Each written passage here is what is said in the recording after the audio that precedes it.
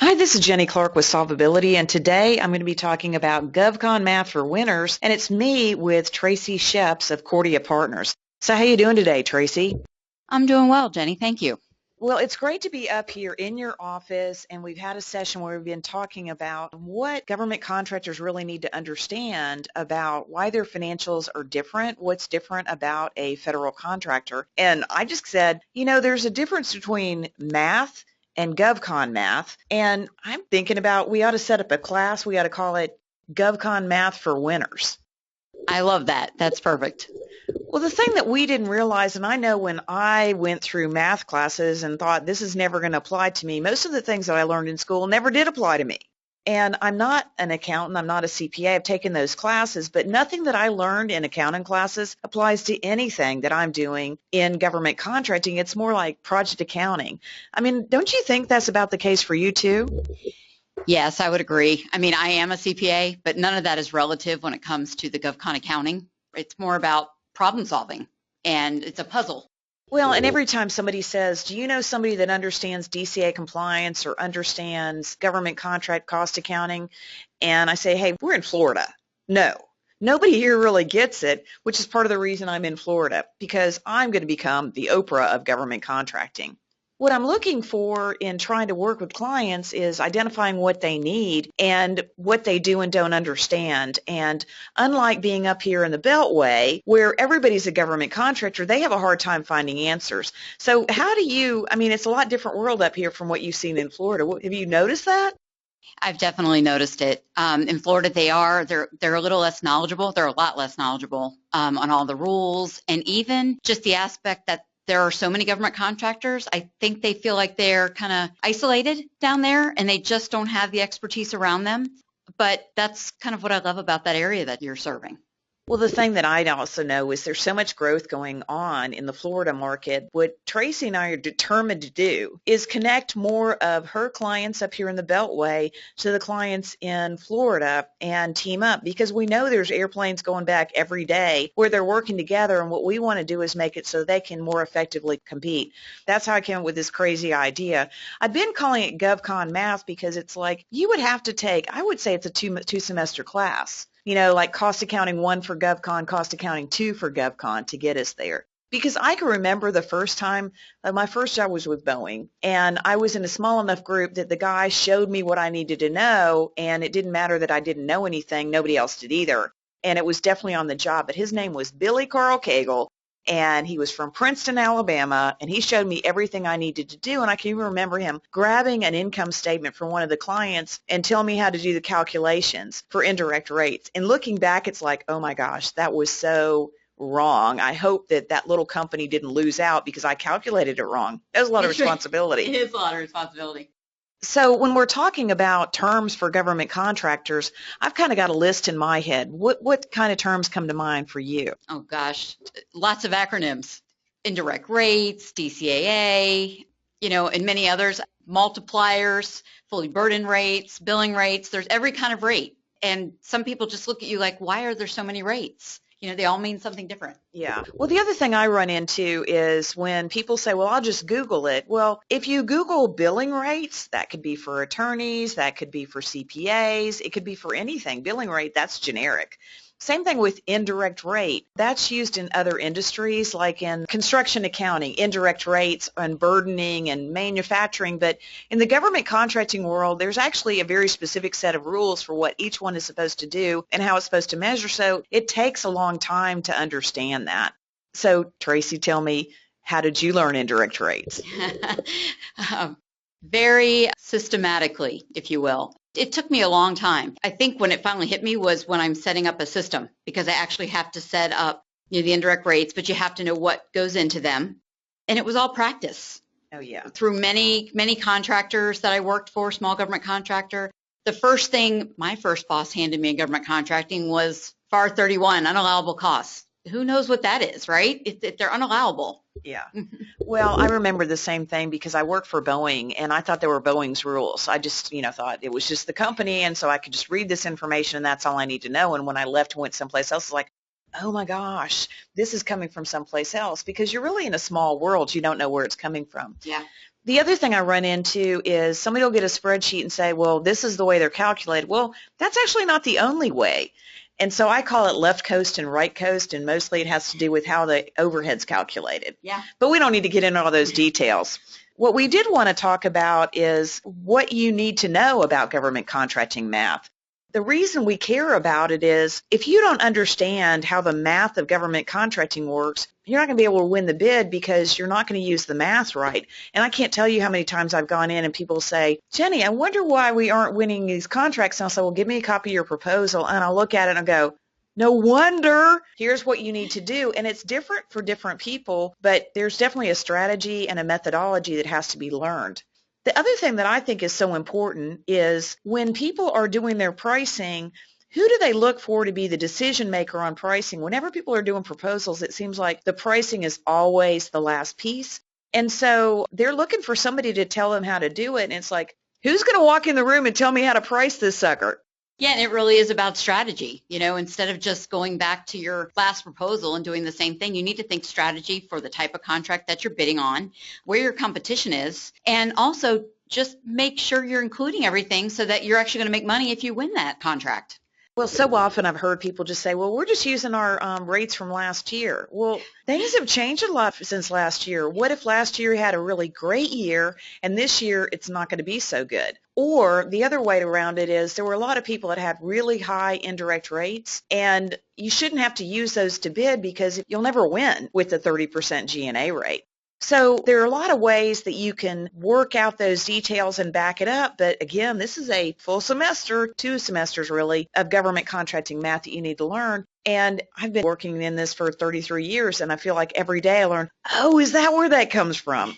It takes a long time. The other things that we're running into is people have different reasons for pricing, and a lot of companies will have it set up so that your compensation reflects your win rate. I've heard business developers say, you're only as good as your last win, and they forgot about it already because, man, you're doing proposals day in and day out, and I forget what I was working on. So you've got to have a consistent method and somehow that you're creating a learning organization so that people understand, but you can't just go in and say, Bill says go 15 on that rate. That could work. You could do that, but you need to know why. You need to know why. You've got to take a look at the total price, but also in a lot of ways, you're backing into that price that you want to get to.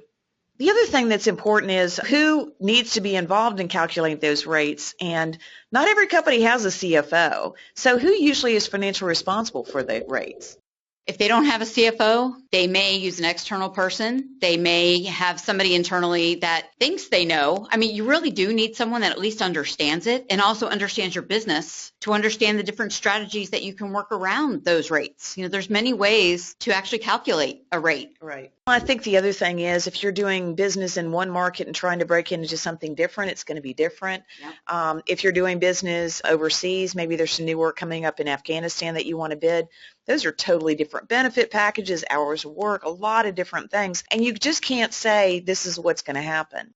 The other thing that people will talk about is when the business grows, your rates change. And I've always told them you need to figure out a way to make your rates consistent. So it's almost like you not only have what you bid, but a spend plan to stay consistent with that. Because, I don't know, I've seen bids that they'll put out now and you won't hear about it for a long time. So what's the longest you've ever heard anybody waiting on the bid to come back in? Waiting to know whether you got the bid? Yeah. Oh my gosh. A long time. A year. I've had it where it was a year because this client bid on it. They're supposed to hear, right? They're ready to hire these people and they don't hear that government keeps delaying. So it runs, from a month to a year. And when someone tells me I'm going to hear back in a couple weeks, I kind of look at them in doubt because the government never works like they think they will. Well, and even more today, it's not just the delay, it's funding questions, and then it's the protest, the response to the protest, and back and forth for a little bit. And so if you're looking at, here's what I priced today, and you don't know that you're going to make every effort to manage those rates to be consistent, then when that project actually comes in a year and a half from now, your rates are all over the place from where you bid. There's no way you're going to make any money. So it's really a lot more important than people think it is. It shouldn't be a shot in the dark. It should be something that you're continually learning about and adapting. So one of the discussions we've been having, Tracy, is what are people looking for in federal contracting? And I've talked to certain federal contractors that say, well, I'm not in it for the profit. And of course, I step back and say, well, what are you in it for? But they'll say, what I'm trying to do is I got to keep my revenue going. I got to keep my backlog building. And certainly I agree with that, because as long as you're maintaining growth, you're going to be okay on cash flow. But anytime it slows down even a little bit, it's going to be, what do I do? But you didn't really agree with me on that. No, and it's not that I don't see the importance of top line and growing the revenue, but I don't understand when someone doesn't look at their actual profit. And I guess it depends what their end goal is. But even getting a line of credit, 90% of the time in the covenants, you have to have some kind of profit. And if your end game is to sell, they're going to look at your EBITDA, like it or not, right? So your revenue can be a huge number, but if you have all these costs and you don't have any kind of bottom line, that'll hurt you. And it's really funny that, you made other things pop into my head, like if you were in a regular company and you decided that you wanted to bonus yourself, or you decided to buy a car inside the company, or you did different things, or at the end of the year your tax accountant said, well, spend all your cash, that would be okay in any other company but a federal contracting. But the reason it doesn't work for federal contracting is you've got to be able to show consistent profitability to be able to get a line of credit to finance the growth in your company, because there is no collateral for those companies if you're doing services work, and most of the people I'm talking to are doing services work. It's basically you're a temp service for the government, although you're very specialized in a lot of cases. But that's really the thing that gets me is you shouldn't be going to just anybody for this kind of advice. So, like, what's the worst thing you've seen people do? The worst thing I've seen people do as far as their rates well, not understanding what they're doing, right? So they're building their rates based on some buckets that don't make sense, buckets of costs, or they're putting all costs in there. They don't understand why they can't buy that car, right, and expense it, right, and charge the contract for it. So those are the worst things, and probably the best advice I've had to give to help them bring it to an understanding. But we see all kinds of things where they're making a mistake if they're not getting the good advice. Yeah. I know that I've run into the same thing, and a lot of the companies that I work with where the owner is the CEO, and obviously they want to have a decent income and be able to do that, but there's different ways you have to treat that as in a federal contracting environment to make sure, because now they're making you post your executive compensation in some cases. Yeah. And so, there's a lot more revealed that you might not want to have revealed. You can do all of these things. There are ways to maximize your compensation, but you definitely need to work with somebody that understands it. Yeah, and actually, just recently, funny that you brought that up, Jenny, everybody sees that limit in executive comp, but that doesn't mean you can go that high. It needs to be reasonable for the type of business that you're doing and the type of contracts that you're bidding on. And recently, I have a client right now that's going through DCAA audit of like 4 years, probably like 2011, 2013, and they weren't making that much money that anybody would define as a lot of money, and yet DCAA is questioning the reasonableness, how they calculated it, how they figured they should make that amount of money, and so they are still looking hard into that. And so much of this is subjective, and if you think about it, when you're doing business with the government, you do have to comply with a lot more rules. There's a lot more audit, and it certainly looks bad, and it's a big concern. And you need to know going in what this is going to look like so that you present your company fairly, but you also should have ways that you can get compensated for your time. It's crazy to me that, they'll have somebody making judgments on that. It's like, you don't know anything about this business. In any case, well, Tracy, we're looking forward to getting this workshop put together, and I'm talking about doing it in Orlando in probably August, bringing together people to talk about GovCon Math, because there's so much more to it, but it really is a pure math class of trying to figure out how do you price, what's your cost, how are you going to make money in this business? And I think that by really stripping it down to pure math, people will go, oh my gosh, I should have learned this a long time ago. Yeah, and having it be a workshop where people are really functionally, they're not just listening to someone speak. They're actually watching how you're calculating the examples. They're working along with you. And then, like you said, they walk away really understanding it. Yeah, it will make a big difference for people that want to do that. I probably should have told some people about you when I first started this podcast. Tracy, you and I have worked together as partners on a number of different projects. And tell them a little bit about how to contact you. You can contact me at my email, tshepps, TSHEPPS, @cordiapartners.com. Cordia Partners provides outsourced accounting and compliance advisory services. That's probably the best way. Okay. And if you do want to reach me, my email address is jwclark@solvability.com. That's SOLV and the word ability.com. You can certainly give me a call, area code 256-882-6276. And certainly we appreciate your attention today on the Florida GovCon podcast, and we'll be following up later to talk more about other contracting topics. Thanks so much for listening. Thanks, Jane.